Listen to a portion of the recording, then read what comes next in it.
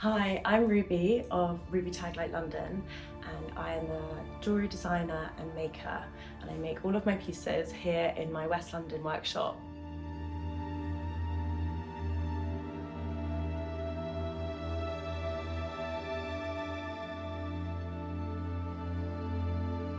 Most of my pieces are made through lost wax casting, whereby I carve a form out of wax and this is then cast into precious recycled metals. And each piece I make is signed with a lab-grown ruby somewhere on the piece as my signature.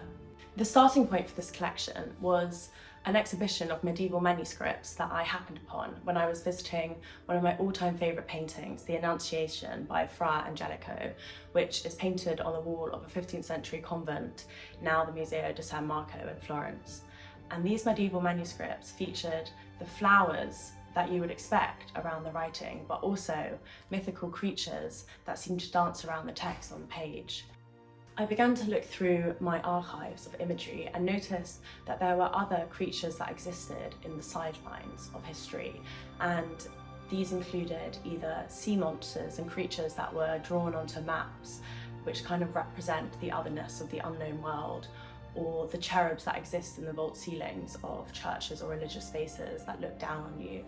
Most of the gemstones that I've used for this collection are synthetic, and there is a reason behind me choosing to do this.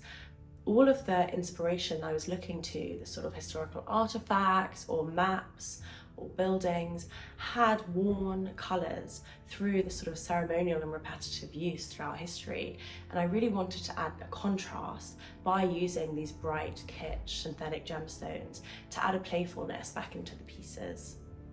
The way I go about making a piece of jewellery from an initial idea is I usually have a very quick sketch or a note on how I want the piece to feel, and I then get to my wax and I start carving forms, and I usually carve a form that I have in mind and then playfully sort of manipulate it into a piece of jewellery and seeing how it might then work on the body, whether that be sort of moving a claw into clasping a gemstone for an earring, or manipulating a limb so that it folds around the finger as a ring. The most challenging piece in this collection to make was the medieval snake choker, and this is a one-of-a-kind choker that wraps around the neck in a chunky chain which has the textures of scales, and the body of the clasp is a two-headed creature that twists around itself to form the function of the clasp. My favourite piece from this collection would have to be the cherub studs. I was visiting Charlottenburg Palace in Berlin, which is this incredible, breathtaking Rococo building just outside the city. And as you walk around, there are these tiny cherubs sort of everywhere in the vault ceilings, in the doorways, in the nooks and crannies, and they're sort of playfully looking down and looking at you.